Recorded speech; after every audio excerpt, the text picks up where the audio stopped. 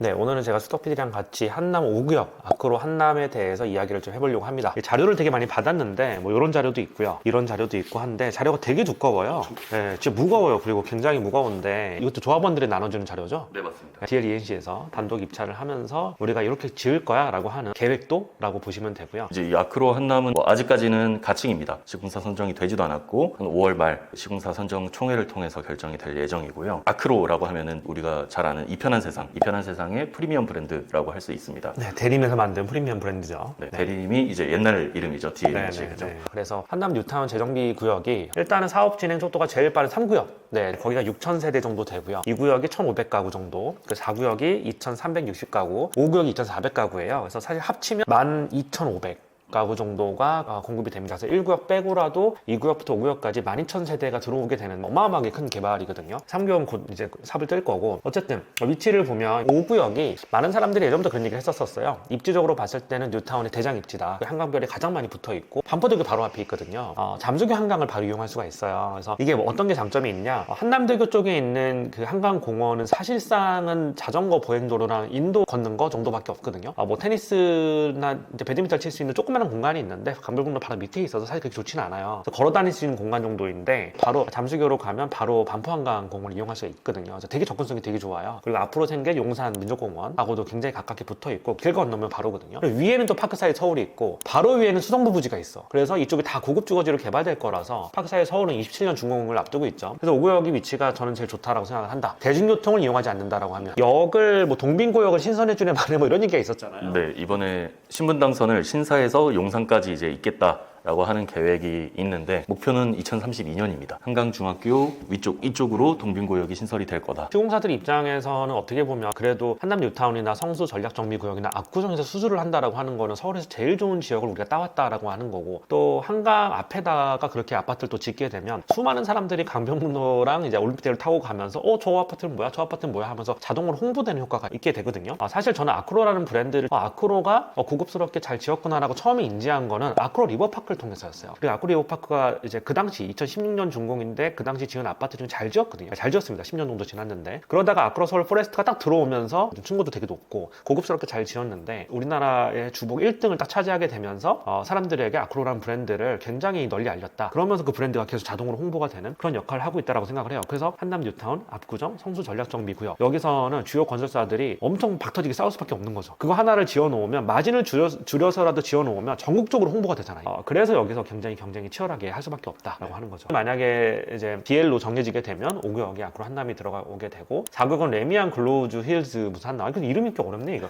글로우 힐즈 글로우 힐즈 한남, 그리고 3구역은 DH 한남, 2구역은 한남 서밋 대우죠. 이렇게 예정이 돼 있습니다. 그래서 이제 아크로 한남이 5구역에 들어오면은 그 아크로 벨트가 일종의 형성이 되는 거죠. 한강변에 아크로 리버 하임, 아크로 리버 파크, 아크로 한남, 아크로 리버뷰, 그리고 저기 멀리 아크로 서울 포레스트까지, 그리고 더 나아가서는 압구정 성수까지도 이제 아크로가 노리고 있으니까 한강변에 이제 아크로 벨트를 만들겠다라고 하는 게 이제 DLENC의 큰 그림이죠. 확실히 그러면 이 수주전이 되게 중요하긴 하겠네요. 어떻게 지어지는지가 되게 중요할 것 같고. 네. 그래서 저희가 여기 DLENC로부터 제공받은 이 자료를 토대로 한 번씩 근데 진짜 무거워. 이 많은 내용을 저희가 다 보여드릴 수 있을지 모르겠지만 한번 소개를 해보는 게 어떨까요?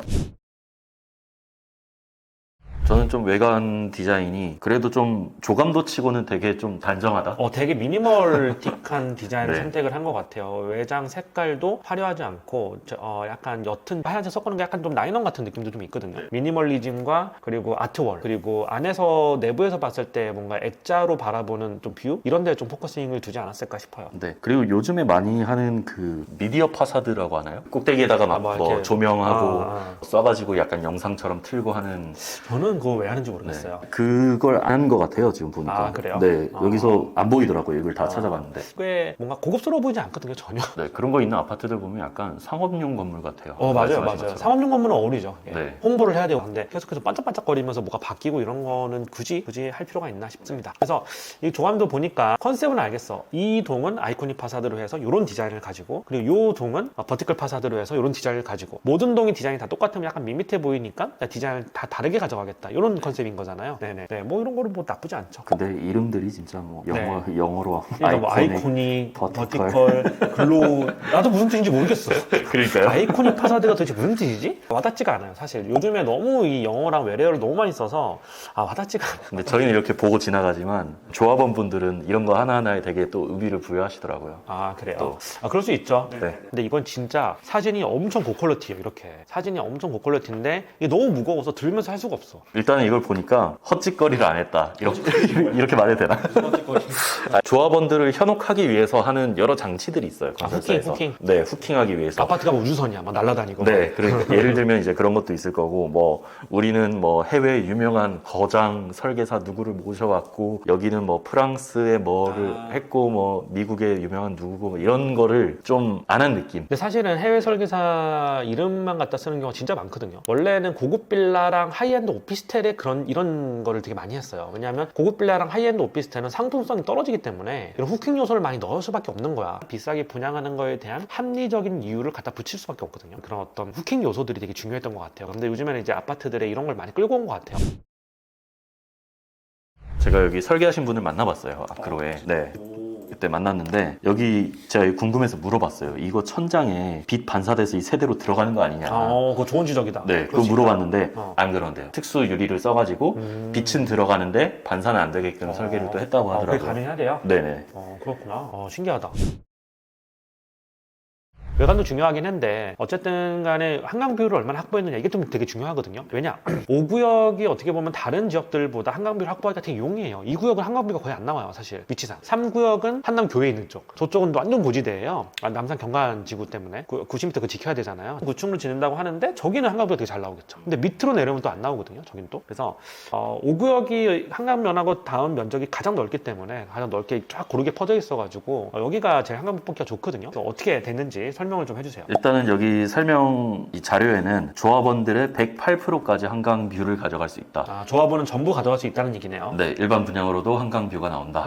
라고 이제 설명을 하고 있고요. 이게 뭐 우리가 생각하는 것처럼 그냥 전면 한강 뷰도 있지만 옆으로 볼 수 있는 한강 뷰도 있고 건물 넘어 보는 한강 뷰도 있고 조금 안 좋은 한강 뷰까지 포함해서 108%를 달성을 했다라고 이제 표현을 하고 있습니다. 근데 여기 자료 보다 보니까 재밌는 게 이 한강 뷰를 S급, A+급, A급, B급으로 나눴어요. 자료집들을 좀 보면 3구역 저는 그것도 봤었고 전에 그 DH 르블랑도 봤었고 한강뷰의 등급을 나누진 않았거든요. 되게 재밌더라고요 이게. 366세대 15.2% 정도가 S급 한강뷰를 즐길 수 있다. S급은 뭐냐? 파노라마 뷰 이렇게 쫙 펼쳐져 있는 거, 안에 가리는 게 하나도 없는 거. A+급은 앞에 가리는 게 거의 없는데 살짝 여기에 이렇게 좀 이렇게 가려져 있는 거, 살짝 오른쪽으로만 약간 가려져 있는 거. A급은 이렇게 한 절반 정도는 다른 건물들이나 다른 동들이 보이고 이쪽으로 한강이 쫙 보이는. 그걸 B는 건물들 위로 한강이 좀 보이는 거. 건물들이 막 있는데 그 위로 살짝 한강이 보이는 거. 그런 걸 B급이라고 하는 것 같아요. S랑 A급을 합치면 몇 프로입니까? 거의 40% 정도가 S랑 A급 한강 뷰를 볼 수 있다. 그리고 내가 볼 때 A급까지는 볼만해. S, A뿔, A등급으로 61.64%가 한강 뷰를 확보를 했다라고 보고 있습니다. 그리고 저는 또 인상적인 게 이렇게 B급 뷰가 나오는 세대가 어딘지도 표시해줬어. 표시를 해줬어요. 다 표시해줬어. 네. 원래 이런 거 표시 안 해주고 조합원들이 예측을 해야 되잖아요. 맞아요. 여기 한강뷰가 저기 가릴까 안 가릴까, 저 동이 몇 층이니까 막 이렇게 나오겠지 막 하면서 그렇게 예측을 해야 되는데 건설사에서 이렇게 해주면 사실 너무 좋죠. 그래야지 서로 안 싸우죠. 사실은 뷰에 따라서 아파트 가격이 달라지는 게 되는 거니까 이렇게 미리 구획을 좀 해준 것 같습니다. 그 다음에 우리가 살펴볼 게 커뮤니티 특화라고 하는 내용을 살펴볼 건데요. 내가 또 커뮤니티 관심이 되게 많잖아. 왜냐?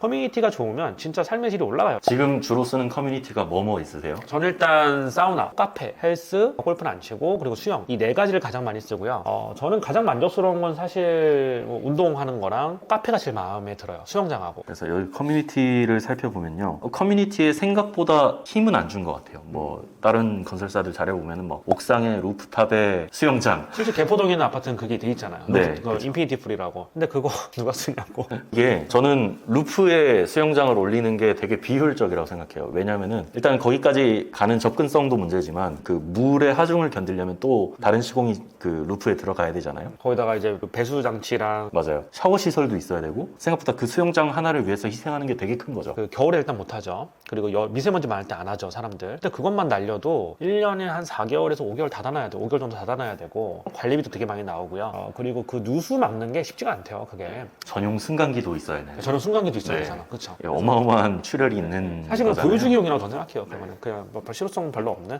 그런 거라고 생각을 합니다. 그래서 이런 좀 쓸데없는 커뮤니티들을 조금 덜 만들었다. 라는 생각이 드는 현장이었고요. 그래서 얼마나 좀 컴팩트하게 좀 필요한 것만 잘 지었는지 한번 같이 살펴보시죠. 네네네. 여기 아크로 한남은 세대당 커뮤니티 면적이 3.01평. 이건 진짜 넓은 거예요. 이거는. 네. 반포에 있는 웬만한 신축 아파트들 2평이 안 돼요. 이게. 그래서 이건 굉장히 넓은 걸로 알고 있습니다. 이 정도면 굉장히 넓은 겁니다. 근데 또 완전 고급 아파트 말고 일반 아파트의 관점에서 커뮤니티가 또 너무 불필요하게 많으면 관리비 이슈가 생기죠. 네, 관리비 이슈가 생기기 때문에 어떻게 좀 필요한 것만 넣었는지 한번 같이 보시죠. 파노라마 리버브 스카이 라운지가 하나 있고요. 스카이 카페 데크가 있고요. 스카이 프라이빗 다이닝룸이 있고요. 리버브 스카이 파티룸이 있고요. 뭐 이렇게 많아. 그리고 리버뷰 올데이 다이닝이 있어요. 리버뷰 피트니스. 피트니스 좋네. 네, 아주 좋습니다. 피트니스 좋고. 그리고 스포츠 코트 있고요. 위로 뭐 달릴 수 있는 뭐 러닝 하는 데도 있고. 아크로 가든하우스가 되게 멋지게 돼 있는데요. 이거는 좀 기대가 됩니다. 실제 이렇게 지어지기만 하면 되게 멋있겠네요. 정말 멋있겠네요. 네, 그리고 풀빌라 게스트하우스인데 안에 그냥 단독 수영장이 딸려 있는 이렇게 되는데 이거 비용을 얼마 받을지 궁금하네요. 이거 실제 물 갈고 이런 비용도 있기 때문에 아마 10만 원보다 훨씬 비싼 가격을 받지 않을까. 이게 많이 지어진다고 하면. 맞네요. 물 가는 비용이 장난 아니겠네요. 네, 물 유지하는 이게 상당히 돈이 많이 들어요. 그래서 아마 비용을 좀 더 올려서 받지 않을까. 스크린 골프는 몇 개 있대요. 여기는 이제 두 군데가 있네요. 두 군데가 있군요. 네. 뒷동이랑 앞동 이렇게 네. 있군요. 36블럭, 41블럭 이렇게 있네요. 네. 프라이빗 테니스 코트가 있네요. 아마 예약을 하고 써야 되지 않을까. 그거는. 그리고 피트니스가 아까 강변에 있었는데 지금 보는 피트니스는 여기 뒤편에 있는 두 거네요. 개가 있네요. 네. 나눠져 있군요. 생활 밀착형 이런 시설들은 그냥 하나 뒤에 따로 빼준 것 같아요. 피트니스는 누구나 하니까. 네네네. 그럴 수 있겠다. 그리고 피트니스 룸 만드는 건 또 뭐 그 돈이 별로 안 드니까 기계만 갖다 놓으면 되니까. 네. 그리고 필라테스 룸이 있고 프라이빗 스파가 있고요. 그리고 클럽, 아크로, 라운지 그리고 라운지 카페가 있는데 이것도 좀 나는 되게 비효율적인 것 같아. 왜냐? 봐봐. 라운지 카페가 4군데가 있어. 아까 스카이 라운지랑 또 별개인 거잖아요. 네, 이게. 또 스카이 라운지랑은 별개예요. 이걸 여러 개로 쪼개놓으면 관리비가 장난이 아니에요. 여기 직원이 2-3명씩 항상 상주를 해야 되거든. 그래서 이렇게 쪼개놓는 거는 5개 단지로 쪼개져 있다 보니까 이게 생활 밀착형 카페는 다 만들어준 것 같아요. 근데 라운지 카페랑 스카이 라운지 카페를 이렇게 분리하는 거는 저는 그렇게 좋은 생각은 아닌 것 같아요. 네, 그리고 프라이빗 시네마. 이건 또 뒷동에 있네요. 2군데 있네. 두 군데 할 필요가 있나요, 근데? 이걸 왜 2군데를 하지? 영화 보러 가는 거는 어차피 마음 먹고 가는 거라서 그냥 걸어갈 수 있는 거리인데 그렇죠. 우리가 메가박스도 차 타고 가는데 어쩌다 한번 가는 건데 이걸 굳이 2군데를 할 필요가 있나? 라는 생각이 좀 들고 근데 어차피 이런 거는 설계 변경을 하면 다 바뀔 것 같아. 이런 거는 분명히 조합원들이 문제 제기를 했을 것 같아. 프라이빗 오피스룸도 2군데가 있습니다. 그리고 프라이빗 스터디룸도 2군데가 만들어져 있는데 스터디룸은 그럴 수 있다고 생각해요. 스터디룸은 공간만 있으면 만들 수 있고 너무 쉽게 만들 수 있기 때문에 2군데 만들어 놨고요. 내가 반포에 어떤 아파트를 갔는데 거기는 스터디룸을 아예 안 쓴대. 왜 안 써요? 그러니까 애들이 밤 11시까지 학원 뺑뺑이 하느라고 갈 시간이 없대. 학원에서 공부한대 다. 그리고 주말에는 계속 하루 종일 가야 한대. 스터디룸 갈 시간이 없대. 그래서 웃겨가지고 진짜 극성이다 싶었는데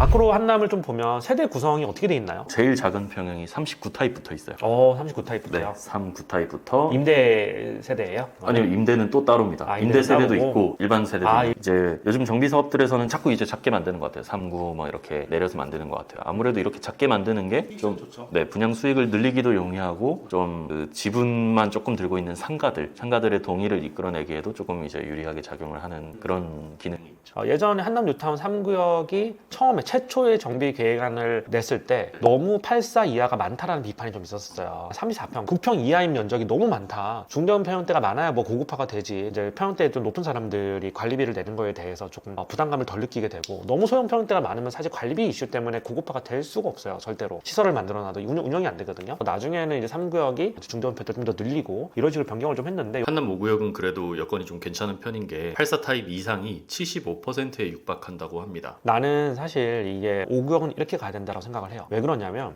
물론 3구역, 2구역 다 고급화를 하려고 하겠지만 분담금을 몇 억을 더 내더라도 확실하게 고급화를 하고 가야 5구역 같은 위치는 더 잘 돼요. 그러니까 사실 이 위치는 한강비도 너무 잘 나오고 반포 잠수교도 가깝고 용산공원 가깝기 때문에 조금 더 고급화가 되고 중대형 위주로 살고 싶다라고 하는 분들을 흡입할 수 있는 그런 상품을 만들면 더 잘 될 것 같아요. 어떻게 지어지는지가 되게 중요할 것 같고 그 다음에 이제 우리가 펜트하우스를 좀 볼 건데요. 듀플렉스 펜트하우스가 10세대, 스텝 테라스 펜트하우스가 16세대가 있습니다. 저는 탐나는 거는 듀플렉스는 탐 안 나. 근데 스텝 테라스도 좀 탐나요. 그리고 173제곱미터의 펜트하우스. 이게 제일 탐나, 사실. 이게 제일 좋은 세대인 것 같아, 내가 볼 때. 근데 이게 세대 배치를 보니까 뒤에다 배치한 것 같아. 그쵸? 네. 근데 왜 뒤에다 배치했지? 얘가 제일 좋은 펜트인데. 근데 바로 앞에가 아니고 뒤에다가 배치를 했어요. 왜 그랬을까요? 뭐 일단 한강뷰는 안정적으로 확보를 하면서 강변북로의 소음이나 소음 분진 때문에 네. 뒤에다가 배치했구나. 네. 그게 오히려 더 조용하면서도 뷰까지 좋으니까. 그렇죠. 이게 로열동일 수 있지. 가리는 게 없으니까요. 근데 이게 173제곱미터면 전용 면적이 50평대인데 단층으로 돼 있으니까 이런 게 훨씬 좋아요. 여기는 근데 인기 되게 많겠다. 그리고 167제곱미터인데 한 세대 단층 펜트가 있습니다. 그러니까 이게 제일 인기 많은 것 같아.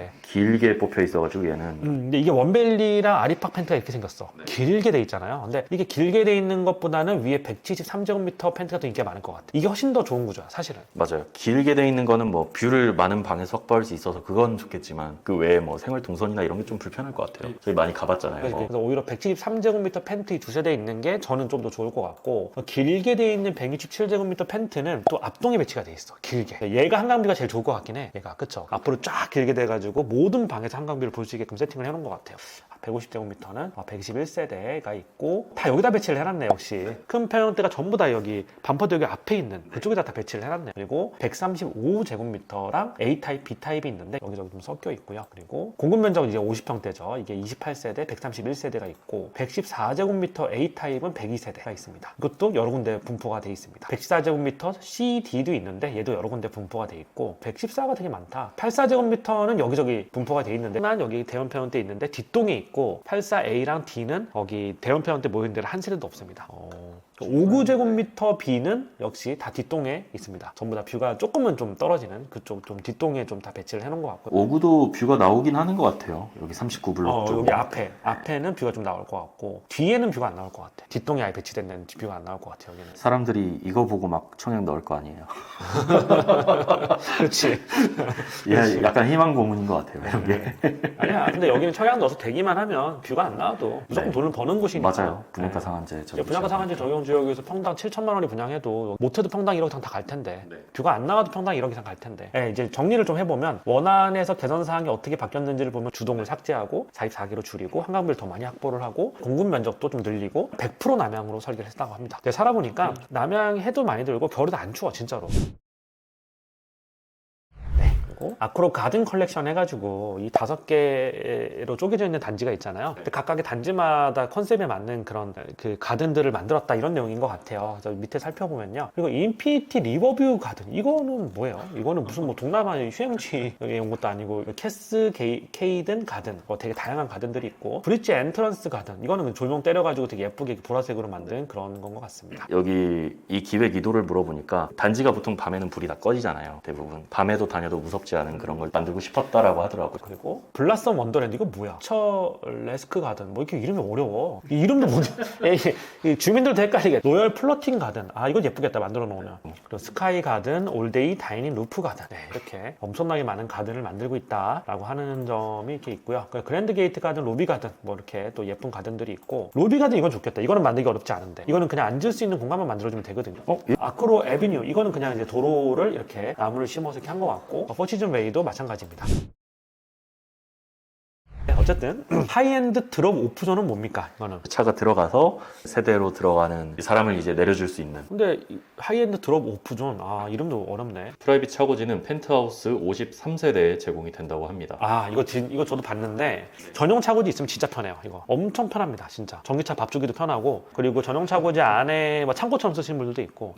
근데 제가 이거 보면서 되게 좀 놀랬던 게, 세대당 주차 대수가 되게 많다는 거. 일단은 세대당 주차 대수가 2.25대라고 합니다. 근데 보통 반포에 최근에 지어진 신축들 보면 많으면 2대, 원벨리가 1.9대인가? 세대당 주차 대수가 3대가 넘어가는 데는 더일 아크로서울 포레스트가 세대가 안 돼. 2.7대인가 그렇고, 그리고 나인원이 4.7대. 일반 아파트에서 2.25대면 되게 많은 거예요. 5개 단지로 쪼개져 있잖아요. 근데 이게 장난일 수도 있는데 1.32대예요. 되게 많아요, 세대 그 주차 대수가. 근데 뒤에 있는 좀 작은 평형대들 많은 데는 1.73대. 그래서 평균은 2.25대입니다. 5개로 쪼개져 있는데 주차량을 다 같이 쓰면 안 돼요. 지하를 파가지고. 지하로 팔 수가 못 파죠. 없죠. 그게 서울시 도로라서. 네, 그것도 그렇고 고저차가 있잖아요. 그래서 이쪽에선 지하를 파도 이쪽에선 지상이에요. 아, 그렇죠. 네. 한남도에도 그래가지고 다 쪼개져 있거든요. 네. 그래서 되게 재밌는 게 2.6m 광폭 주차를 하겠대요. 상당히 널널한 거예요. 그래서 사실 우리가 알고 있는 광폭 주차 대부분이 2.5m고요. 2.56에서 7로 가게 되면 되게 넉넉하게 되거든요. 확장형이 93.7%. 대부분의 주차는 다 2.6m라고 합니다. 그리고 초광폭형이 있는데 6.3%, 3m. 3m 처음 봤어.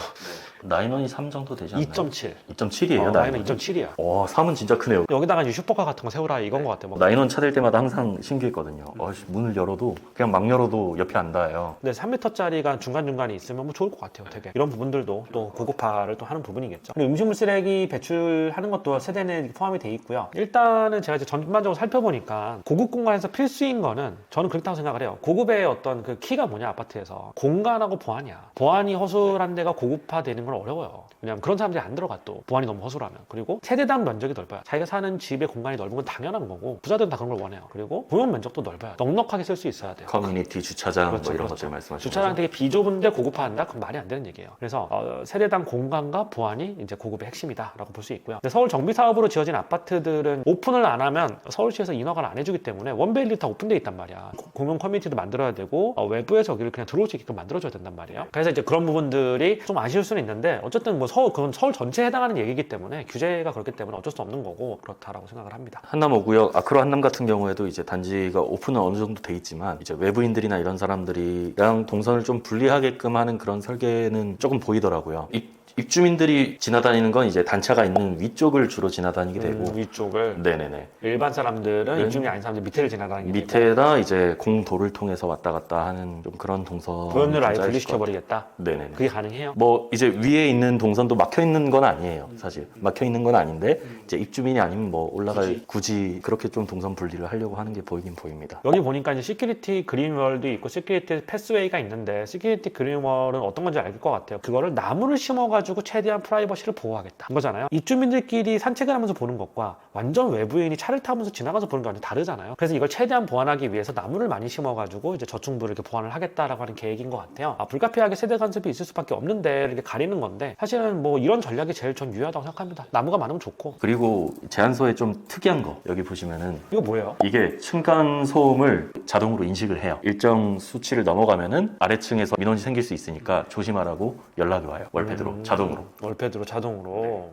알림 서비스가 있는 거죠. 이게 오류만 없으면 되게 괜찮겠다. 그렇죠. 왜냐면 아래층에서 위층에다가 조용히 좀 해주세요라고 얘기를 하는 거 자체가 민망하고 서로 분쟁의 요인이 될 수 있는데 그냥 AI가 자동으로 지금 너무 층간소음이 심합니다 띵띵띵 울려주면 스스로가 경각심을 갖게 되잖아요. 그래서 이게 사실 오류만 없으면 되게 괜찮은 시스템이네. 아파트를 내가 그렇게 많이 가봤는데 이런 시스템을 네. 처음 보는 것 같은데? 그래서 좀 이런 층간소음 문제를 해결하고자 하는 아크로의 노력들이 보입니다. 그리고 이게 뭐 단순히 알려준다 뿐만 아니고 나름 층간소음 저감을 위해서 또 노력들을 많이 했더라고요. 특허도 받고 이제 소음 저감이 되는 그런 소재들을 사용하고 바닥재 같은 거 구조 다르게 해가지고 저감시키고 이런 거잖아요. 네네네. 최근에는 층간소음을 저감하려고 하는 그런 기술들이 많이 발전을 해서 확실히 그렇더라고요. 공사비를 되게 아낀 아파트들 말고 그래도 공사비를 어느 정도 쓴 아파트들은 무조건 신축이 그 층간소음이 적어. 무조건 적어. 그렇더라고. 맞아요. 층간소음이 되게 많이 좋아졌는데 최근에 다시 공사비 되게 많이 올라가면서 그러면서 이제 좀 이제 원가 저감하면서 층간소음 다시 올라가. 맞아요. 근데 그런 부분을 돈을 아끼면 안 되는데. 아무래도 여기는 좀 특수한 사업장이잖아요. 아까 맨 처음에 저희가 얘기한 것처럼 건설사들이 출혈 경쟁을 해서라도 좀 그런 원가 절감을 안 하고 고급화를 하는 방향으로 이렇게 설계를 하고 있기 때문에 여기도 층간소음이나 그런 부분들에서 강점을 가지지 않을까 그런 생각을 좀 해봤습니다. 저희가 오늘 정말 이 두꺼운 책을 2시간 넘게 리뷰하고 싶다. 2시간 넘게. 와 이거 저희 1시간이 끝날 줄 알았는데 네, 2시간 동안 떠들고 할 있어요. 얘기가 많아. 자, 오늘 한남 5구역에 대해서 살펴봤는데요. 아직 시공사는 최종 확정되지 않았지만 DLENC가 그래도 한남 5구역의 수주를 위해 상당한 공을 들이고 있는 것은 분명해 보입니다. 그리고 한남 5구역은 다들 관심이 많을 거예요. 일단 입지가 너무 깡패라서 입지가 너무 좋아서 이게 어떻게 개발됐냐에 따라서 서울도 아파트 지형도가 또 많이 바뀔 거기 때문에 눈여겨보시면 좋을 것 같습니다. 오늘은 아크로 한남에 대해서 살펴봤고요. 그리고 곧 제가 저번에 저한테 집을 좀 보여주신 구독자분이 계신데 그분이 또 한남 뉴타운 5구역에 건물을 가지고 계시대요. 그분은 아마 거의 펜트를 받으실 정도의 큰 대지 지분을 가지고 계신 분인데 그분이 거기도 촬영을 하라 그래서 곧 촬영을 갑니다. 5구역과 4구역과 2구역, 3구역 다 걸어보면서 입지가 이렇다 저렇다 얘기를 또 한 번 더 해보도록 하겠습니다. 네, 오늘 컨텐츠 감사합니다. 감사합니다.